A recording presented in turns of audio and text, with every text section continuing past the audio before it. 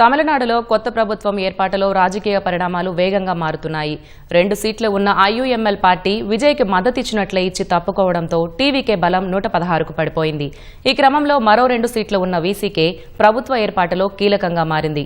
ఒకవేళ వీసీకే అధికారికంగా టీవీకేకు మద్దతిస్తే గవర్నర్ రాజేంద్ర ఆర్లేకర్ ప్రభుత్వ ఏర్పాటుకు విజయ్ను ఆహ్వానించే అవకాశం ఉంది.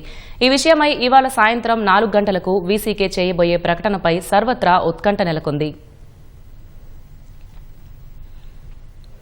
తమిళనాడులో రాజకీయ పరిణామాలు గంటగంటకు మారుతున్నాయి. ప్రభుత్వ ఏర్పాటు కోసం విజయ్ ఇప్పటికే 3 సార్లు గవర్నర్ను కలిసినా సరైన సంఖ్యాబలం లేదని చెప్పడంతో నిరాశగా వెనుతిరిగారు.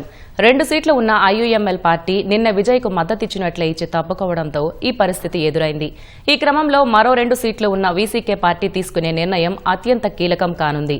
2 సీట్ల చొప్పున ఉన్న సిపిఐ, సిపిఎం ఇప్పటికే విజయ్ పార్టీ టీవీకేకు మద్దతిస్తే తాము కూడా అదే బాటలో నడుస్తామని వీసీకే తెలిపింది.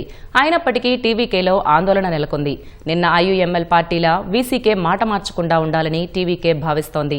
టీవీకే అధినేత విజయ్ వీసీకే చీఫ్ తిరుమావళవన్ను కలిసి ప్రభుత్వ ఏర్పాటుకు మద్దతివ్వాలని కోరనున్నారని పార్టీ వర్గాలు తెలిపాయి. ఈ క్రమంలో చెన్నైలోని వీసీకే కార్యాలయం వద్ద భారీగా పోలీసులు మోహరించారు. మరోవైపు టీవీకేకు మద్దతు ప్రకటించిన 5 కాంగ్రెస్ ఎమ్మెల్యేలను మరో పార్టీ సంప్రదించకుండా హైదరాబాద్కు తరలించారు.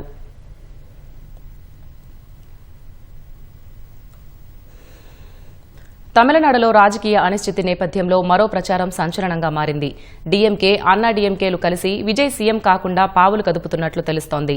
ప్రభుత్వ ఏర్పాటులో కీలకంగా మారిన వీసీకేను తమ వైపు తిప్పుకునేందుకు ఆ పార్టీ చీఫ్ తిరుమావళవన్ను సీఎంగా ప్రాజెక్ట్ చేయాలని ఈ 2 పార్టీలు భావిస్తున్నట్లు సంబంధిత వర్గాలు పేర్కొన్నాయి.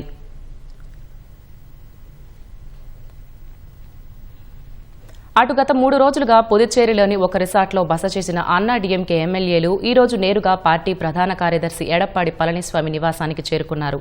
తమిళనాడులో కొత్త ప్రభుత్వం ఏర్పాటుపై నెలకొన్న అనిశ్చితి నేపథ్యంలో పళనిస్వామి నివాసంలో జరగనున్న భేటీ అత్యంత ప్రాధాన్యం సంతరించుకుంది. తమిళనాడు అసెంబ్లీ ఎన్నికల్లో నటుడు విజయ్ నేతృత్వంలోని టీవీకే అతిపెద్ద పార్టీగా అవతరించిన తర్వాత అన్నా డీఎంకే అప్రమత్తమైంది. ఫిరాయింపులు జరగకుండా సుమారు 30 మందికి పైగా శాసనసభ్యులను పుదుచ్చేరిలోని రిసార్ట్కు తరలించింది. 3 రోజుల విరామం తర్వాత వారంతా నేడు చెన్నైలోని ఎడప్పాడి పళనిస్వామి నివాసానికి తరలివచ్చారు. తమిళనాడులో ప్రభుత్వం ఏర్పాటు విషయమై శుక్రవారం హైడ్రామా నడిచింది. గవర్నర్ రాజేంద్ర ఆర్లేకర్ను 3వసారి కలిసిన టీవీకే అధినేత విజయ్కు మళ్లీ నిరాశ ఎదురైంది. డీఎంకే కూటమిలోని సిపిఐ, సిపిఎంలు విజయ్కు మద్దతు ప్రకటించాయి. తమ పార్టీకి చెందిన 4 ఎమ్మెల్యేల మద్దతు లేఖలను టీవీకేకు అందజేశాయి.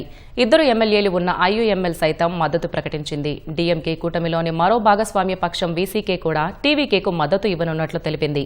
వీసీకే కాకుండా 118 మంది ఎమ్మెల్యేల మద్దతు ఉందని టీవీకే అధినేత విజయ్ 3వసారి గవర్నర్ను కలిశారు. అంతలోనే ఐయుఎంఎల్ యూటర్న్ తీసుకుంది. టీవీకేకు మద్దతు ఇవ్వడం లేదని ప్రకటించింది. డీఎంకే కూటమిలోని కొనసాగునున్నట్లు తెలిపింది.